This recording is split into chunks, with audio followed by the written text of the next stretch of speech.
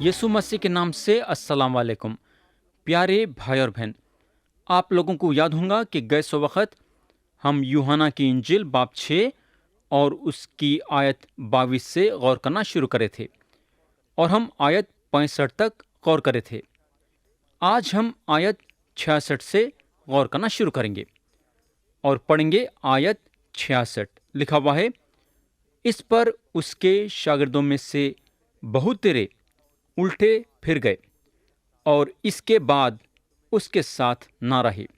तो मेरे दोस्त, मसीह का ये बोलना कि मेरे पास कोई नहीं आ सकता जब तक बाप की तरफ से उसे ये तौफीक ना दी जाए, लोगों को अच्छा नहीं लगा और उन लगा उनको छोड़ के चले गए। और उसके बाद कलाम बताता है कि वो लोग फिर मसीह के साथ नहीं रहे। लेकिन जब लोग मसीह को छोड़ के चले गए तो उसके बाद उन्होंने क्या करे। आयत 67 में लिखा हुआ है, जहाँ मसीह बोलते हैं, बस यीशु ने उन 12 से कहा, क्या तुम भी चला जाना चाहते हो? तो यहाँ अगर हम गौर करेंगे तो सब छोड़ के मसीह को चले गए, मगर उनके 12 शागिर्द उनके साथ थे। मसीह जब उन लोगों को देखे तो उनके मुंह से ये बात निकली, तुम भी चला जाना चाहते हो? अब हम देखेंगे कि मसीह के शागिर्दों का ये सवाल का क्या जवाब था। उनके पास ये सवाल का जवाब था। आयत 68 और 69 में लिखा हुआ है, शमौन पतरस ने उसे जवाब दिया, ए खुदावन, किसके पास जाएं? हमेशा की जिंदगी की बातें तो तेरे ही पास हैं और हम ईमान लाए और जान गए हैं कि खुदा का खुदूस तू ही है। मेरे भाई, यहाँ अगर हम देखेंगे तो हजारों की भीड़ मसीह के पीछे थी। मसीह के मौजूज़े देखी, मसीह के कलाम को सुनी, मगर कितने लोग मसीह को सही ढंग से जान सके? सिर्फ 12। ये लोग जान गए कि मसीह के पास जिंदगी के बातें हैं। इन लोग जान गए कि मसीह खुदा के तरफ से भेजे हुए हैं। ये लोग जान गए कि मसीह के जरिए से हमेशा की जिंदगी है। आज भी कई लोग हैं जिनकी दिलचस्पी मसीह में नहीं है, बल्कि अपनी खुद गर्जी के लिए उन लोग मसीह के पीछे चलना चाहते हैं। मगर ये लोग मसीह के साथ ज्यादा दिन नहीं रह सकते। याद रखो, ऐसे लोगों को मसीह कबूल करने वाले नहीं हैं। आयत 70 और 71 में लिखा हुआ है, यीशु ने उन्हें जवाब दिया, क्या मैंने तुम 12 को नहीं चुन लिया? और तुम में से एक शख्स शैतान है। उसने ये शमौन इस्करियोती के बेटे यहूदा की निस्बत कहा, क्योंकि यही जो उन 12 में से था उसे पकड़वाने को था। तो मेरे दोस्त, ये जो आदमी यहूदा हैं, वाकई में एक ऐसा इंसान है जिसको समझना एक हैरत की बात है। यहाँ हमारे खुदावन 12 शागिर्दों में यहूदा की गिनती करते हैं और उन्हें बताते हैं कि उन्होंने यहूदा को चुने हैं, मगर फिर भी यहूदा शैतान है, जिसका मतलब है शैतान उनके अंदर घुस के बैठा हुआ है। मेरे भाई, और ये आदमी मसीह को पकड़वाने वाला है। हर बार मसीह जो हैं यहूदा को मौका दिए उनके जिंदगी में फैसला करने के लिए, मगर यहूदा अपने जिंदगी को बदलना नहीं चाहते थे। शैतान उन पे हावी होके था। अगर हम अपने आप को मसीह के हवाले करेंगे तो शैतान हम पे हावी नहीं हो सकता। मसीह की रूह उसको कोई मौका नहीं देंगी हम पे हावी होने के लिए। तो यहाँ ख़त्म हुआ यूहन्ना की इंजिल का 6वां बाब। अब हम बाब 7 उठाएंगे। बाब 7 का जो मजमून है वो है, यीशु मसीह हैकल में तालीम देते हैं। ये बाब में ज़बरदस्त सच्चाई है, जहाँ ये बाब हमको ये बताता है कि यीशु मसीह आब हयात हैं और उन्होंने वायदा करते हैं कि उन्होंने वो लोगों को पाक रूह देंगे जो उन पे ईमान लाते हैं। अब हम कलाम शुरू करेंगे और पढ़ेंगे। आयत 1 लिखा हुआ है, इन बातों के बाद یسوع گلیل میں پھرتا رہا کیونکہ یہودیہ میں پھرنا نہ چاہتا تھا، اس لیے کہ یہودی اس کے قتل کی کوشش میں تھے۔ تو یہاں لکھا ہوا ہے، ان باتوں کے بعد بڑی دلچسپی کی بات یہ ہے کہ یوحنا رسول ہمیشہ یعنی کہ زیادہ تر اپنے انجیل میں یہ لفظوں کا استعمال کرتے تھے۔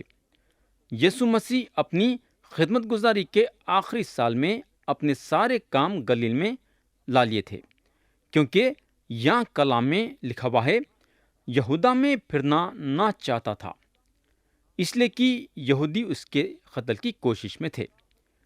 مسیح وہ وقت کا استعمال کر رہی جو وقت ان کو خدا باپ کی طرف سے ملا تھا۔ یہ لوگ مسیح کو چھین نہ سکے، کئی کو بولے تو ان کا وقت نہیں آیا تھا۔ اب ہم ان کے خدمت گزاری کے آخری 6 مہینے میں داخل ہو رہے ہیں، اور پہلا واقعہ جو یوحنا رسول اپنی انجیل میں درج کرے ہیں وہ ہے عید قیام۔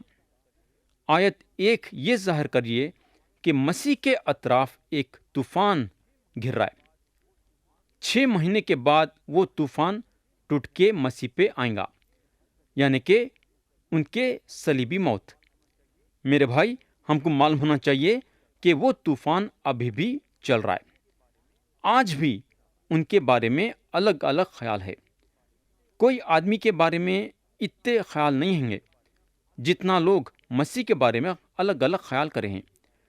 آج بھی بلکہ شروع سے لوگ ان کے بارے میں غلط سلط بولے ہیں اور ان کو دھتکارے ہیں۔ کسی کو لوگ اتنا ظلم نہیں دیے جتنا مسیح کو دیے، حالانکہ ان کے اطراف طوفان گھرا ہوا تھا، مگر مسیح وہ طوفان کی پرواہ نہیں کر کے یروشلم کو گئے۔ کئی کو بولے تو یہودیوں کا عید قیام نزدیک تھا۔ آیت 2 میں لکھا ہوا ہے، اور یہودیوں کی عید قیام نزدیک تھی۔ تو میرے بھائی، 3 عیداں تھے جو یہودیوں کے ہر مرد یہ عیدوں میں شامل ہونا ضروری تھا جو یروشلم میں ہوتے تھے۔ ہمارے خداوند جو ہیں شریعت کو رکھے، ان کو یروشلم کو جانا تھا جب عید فصح ہوتی تھی، عید قیام ہوتی تھی اور عید پنتکست ہوتی تھی۔ یہ تینوں عیدوں میں مسیح شامل ہوتے تھے۔ یہ عیدیں قیام کے بارے میں احبار کی کتاب باب 23 میں لکھا ہوا ہے۔ یہ ایک ایسی عید تھی کہ اسرائیلیاں خوشیاں مناتے تھے، یہ یاد کرتے ہوئے کہ ان لوگوں کو خدا کیسا مصر کے زمین پہ سے نکال کے باہر لایا، کیونکہ ان لوگ سایبانوں میں رہتے تھے۔ جب ان لوگ بیابان میں سفر کرے تھے تو یہ سایبانوں کی عید ہے۔ ان لوگ بیابان میں سایبانوں میں رہتے تھے، نرسنگے پھونکے جاتے تھے اور 70 بیل نذرانوں کے طور پہ چڑھاتے تھے، اور ہیکل میں پانی کا استعمال ہوتا تھا، یعنی پانی بہاتے تھے اور آخری دن دگنا بہاتے تھے، یہ یاد کرتے ہوئے کہ خدا ان کو چٹان میں سے پانی پینے کے لیے دیا۔ بہرحال حد سے زیادہ خوشیاں مناتے تھے۔ آیت 3 سے 5 میں لکھا ہوا ہے، پس اس کے بھائیوں نے اس سے کہا، یہاں سے روانہ ہو کر یہودیہ کو چلا جا، تاکہ جو کام تو کرتا ہے انہیں تیرے شاگرد بھی دیکھیں، کیونکہ ایسا کوئی نہیں جو مشہور ہونا چاہے اور چھپ کر کام کرے۔ اگر تو یہ کام کرتا ہے تو اپنے آپ کو دنیا پر ظاہر کر، کیونکہ اس کے بھائی بھی اس پر ایمان نہ لائے تھے۔ میرے بھائی، یہ بھائیاں جو ہیں ان کے شاگرد نہیں ہیں، بلکہ آدھے بھائی ہیں۔ ان کے نام جو ہیں ہم کو متی کی انجیل میں دیے گئے ہیں، یعنی یعقوب، یوسف، شمعون اور یہودا۔ ان کے آدھے بھائی یعقوب ایک خط لکھے جو نیا عہد نامہ میں ہے، ان کے ایک اور آدھے بھائی یہودا ایک خط لکھے جو نیا عہد نامہ میں ہے، مگر یہ سارے خط کافی بعد میں لکھے گئے، مگر اس وقت ان کے بھائیاں ان پہ ایمان نہیں رکھتے تھے۔ ان لوگاں مسیح کو ایک ایسی صلاح دے رہی جو کہ مسیح ان لوگوں کے صلاح پہ نہیں چل سکتے، کیونکہ ان لوگوں کی صلاح ان کے مرضی کے خلاف ہے۔ مسیح خدا کی مرضی کرنے کے لیے یہ دنیا میں آئے اور لوگوں کے مرضی کو نہیں۔ یاد رکھو، ان کی مرضی یہ تھی کہ وہ خدا کے مرضی کے ساتھ چلیں اور خدا کی مرضی کو اپنی زندگی میں پوری کریں۔ ہم بھی مسیح کے قدموں پہ چلنا ہے۔ ہم ہمارے زندگی کے ہر ایک حصے میں خدا کے مرضی کو لینا ہے، اور یہ اس وقت ہو سکتا ہے جب ہم اپنے آپ کو پوری طریقے سے خدا کے روح کے حوالے کریں گے۔ آیت 6 میں لکھا ہوا ہے، پس یسوع نے ان سے کہا کہ میرا تو ابھی وقت نہیں آیا، مگر تمہارے لیے سب وقت ہے۔ تو یہاں اگر ہم دیکھیں گے تو مسیح کے بھائیوں کے پاس ایمان نہیں ہے، بغیر ایمان رکھے کہ مسیح کو صلاح دے رہے ہیں، مگر مسیح کو ان کی صلاح لینے میں دلچسپی نہیں ہے۔ مسیح جو ہیں خدا کے وقت کے ساتھ چلنا چاہتے ہیں۔ مسیح جو ہیں دنیا کے حکمت کے ساتھ نہیں چل رہے ہیں، نہ تو اپنے حکمت کے ساتھ۔ اس کا یہ مطلب نہیں ہے کہ انہوں سوچتے نہیں ہیں، ایسی بات نہیں ہے، بلکہ انہوں خدا کے وقت اور خدا کے حکمت کے ساتھ چلنا چاہتے ہیں۔ انہوں اپنی زندگی کا ایک ایک قدم خدا کے مرضی کے ساتھ چلنا چاہتے ہیں۔ مسیح ان کے بھائیوں کو بولتے ہیں، میرا تو ابھی وقت نہیں آیا۔ مسیح یہ نہیں بولے ہیں کہ انہوں یروشلم کو نہیں جائیں گے۔ مسیح ایسا نہیں بولے، بلکہ یہ بولے کہ ان کا وقت نہیں آیا۔ مسیح ان کے بھائیوں کے ساتھ یروشلم جانا نہیں چاہتے تھے۔ آیت 7 سے 9 میں لکھا ہوا ہے، دنیا تو تم سے عداوت نہیں کر سکتی، لیکن مجھ سے کرتی ہے، کیونکہ میں اس پر گواہی دیتا ہوں کہ اس کے کام برے ہیں۔ تم عید میں جاؤ، میں ابھی اس عید میں نہیں جاتا، کیونکہ ابھی تک میرا وقت پورا نہیں ہوا۔ یہ باتیں ان سے کہہ کر وہ گلیل ہی میں رہا۔ تو دنیا جو ہے مسیح سے عداوت رکھتی ہے، اور اس کی وجہ یہ ہے کہ خداوند یسوع مسیح دنیا کا نور ہیں۔ انہوں اپنی روشنی کو چمکاتے ہیں، اور وہ روشنی لوگوں کے کالے کرتوتوں کو ظاہر کرتی ہے، ان کے گناہ کو کھلم کھلا دکھاتی ہے اور ان کو قصوروار ٹھہراتی ہے۔ یہ وجہ سے آج لوگ ان سے چڑھتے ہیں۔ انہوں اپنے پاک موجودگی اور اپنی زندگی کے ذریعے سے لوگوں کے گناہ کو اور ان کے کالے کرتوتوں کو ظاہر کرتے ہیں۔ یہ چیز ان کے خلاف انسان کو ابھارتی ہے، کیونکہ انسان کا دل ہمیشہ گناہ سے بھرا ہوا ہے۔ مسیح جو ہیں صلیب پہ اس لیے گئے، کئی کو بولے تو ان کی محبت ہر ایک انسان سے تھی۔ انہوں انسان سے محبت کرنا کیا تھا کہ انسان کا دل ان کے خلاف ہوگا۔ ہم یہ بات سول کے زندگی میں دیکھ سکتے ہیں۔ بادشاہ سول نہیں، بلکہ پولس جو سول تھے، انہوں خدا کے کلیسیا کو ستائے اور دھمکیاں بھی دیتے تھے۔ انہوں یسوع مسیح سے چڑھتے تھے اور ان کے پیچھے چلنے والوں سے چڑھتے تھے، مگر جب انہوں مسیح پہ ایمان لائے اور ان کو منجی کی حیثیت سے جانے تو ان کا دل مسیح سے لگ گیا، اور اس کے بعد انہوں بول سکے کہ یسوع میرے سے محبت رکھے اور میرے لیے اپنی جان دیے۔ میرے بھائی، یہ ہے زندگی۔ جب مسیح ہمارے دل میں کام کرتے ہیں تو ہمارے دل میں بدلاؤ آتا ہے۔ آیت 10 میں لکھا ہوا ہے، لیکن جب اس کے بھائی عید میں چلے گئے، اس وقت وہ بھی گیا، ظاہرہ نہیں بلکہ گویا پوشیدہ۔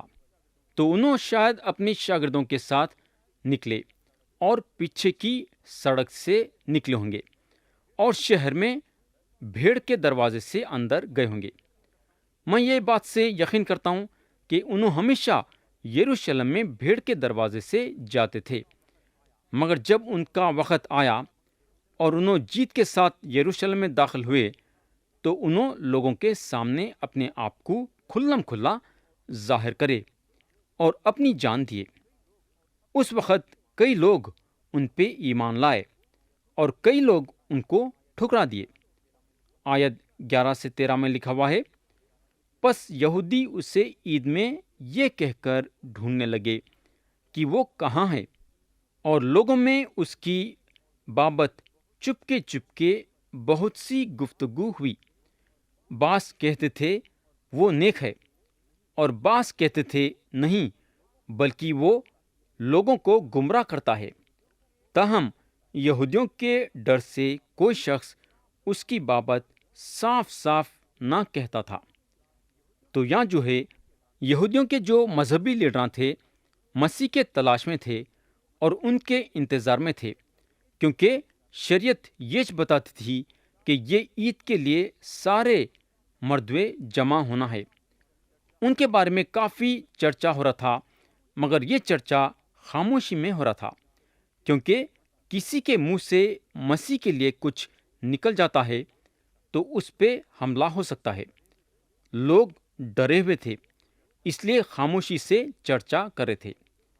آیت 14 میں لکھا ہوا ہے، اور جب عید کے آدھے دن گزر گئے تو یسوع ہیکل میں جا کر تعلیم دینے لگا۔ تو یہاں ایک دم سے مسیح ہیکل میں داخل ہوتے ہیں۔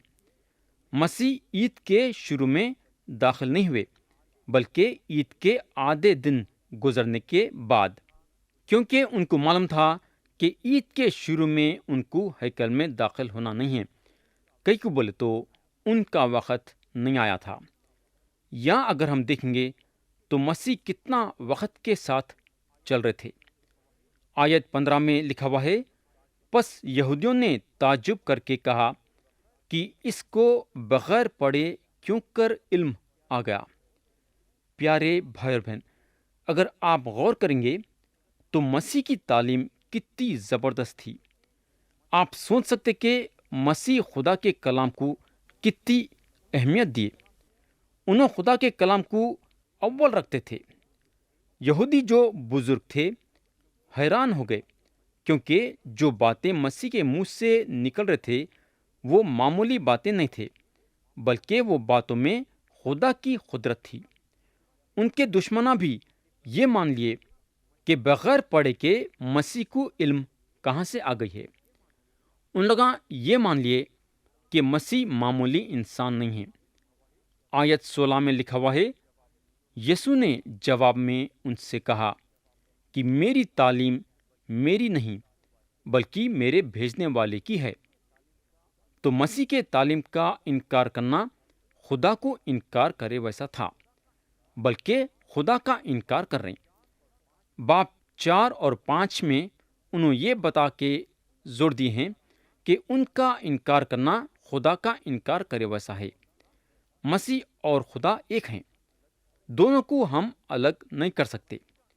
اگر کوئی مسیح کا انکار کرتا ہے تو انہیں خدا کا انکار کر رہا ہے، اور اگر کوئی خدا کا انکار کرتا ہے تو انہیں صرف خدا کا انکار نہیں کر رہا ہے، بلکہ خدا کا انکار کرنے کے ساتھ ساتھ مسیح کا بھی انکار کر رہا ہے۔ آیت 17 میں لکھا ہوا ہے، اگر کوئی اس کی مرضی پر چلنا چاہے تو وہ اس تعلیم کی بابت جان جائے گا کہ خدا کی طرف سے ہے یا میں اپنی طرف سے کہتا ہوں۔ تو یہاں مسیح خدا کے مرضی پہ چلنے کی بات کر رہے ہیں۔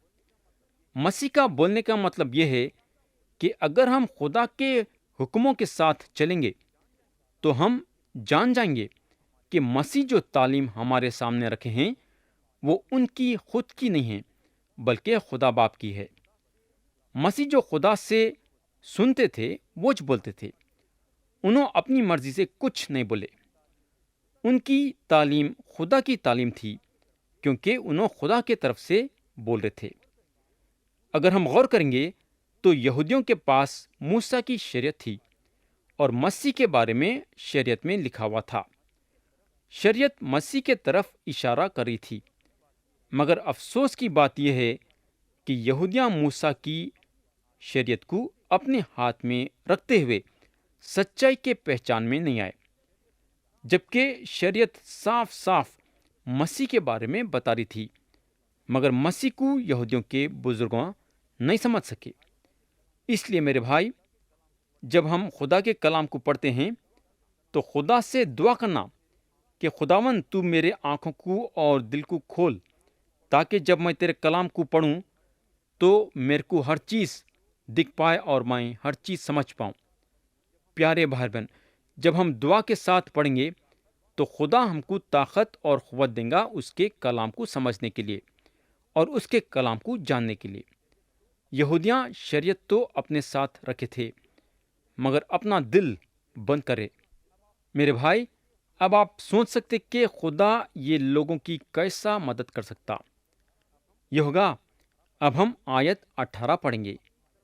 جو اپنی طرف سے کچھ کہتا ہے وہ اپنی عزت چاہتا ہے، وہ سچا ہے اور اس میں ناراستی نہیں۔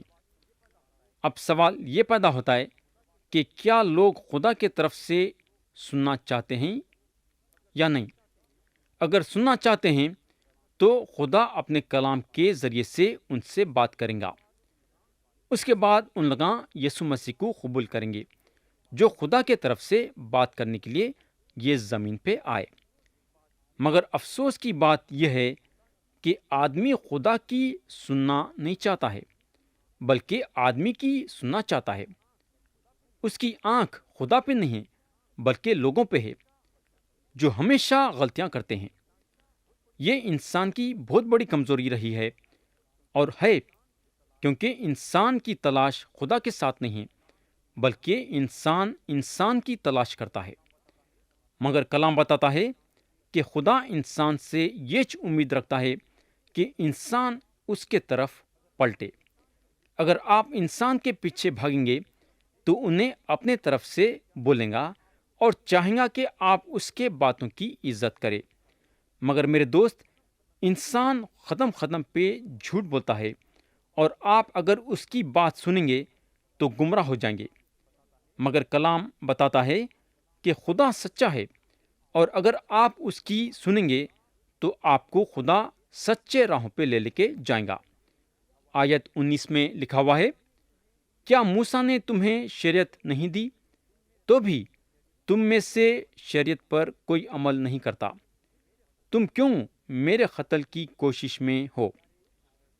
پیارے بھائی اور بہن، جو آدمی یہ بولتا ہے کہ پہاڑی واس میرا مذہب ہے، یا پھر آدمی یہ بولتا ہے کہ انہیں خدا کے 10 حکموں کے مطابق زندگی گزار رہا ہے، تو مسیح ایسوں کو بولتے ہیں، بلکہ آپ کو اور میرے کو بھی یہ بول رہے ہیں کہ تم میں سے شریعت پر کوئی عمل نہیں کرتا۔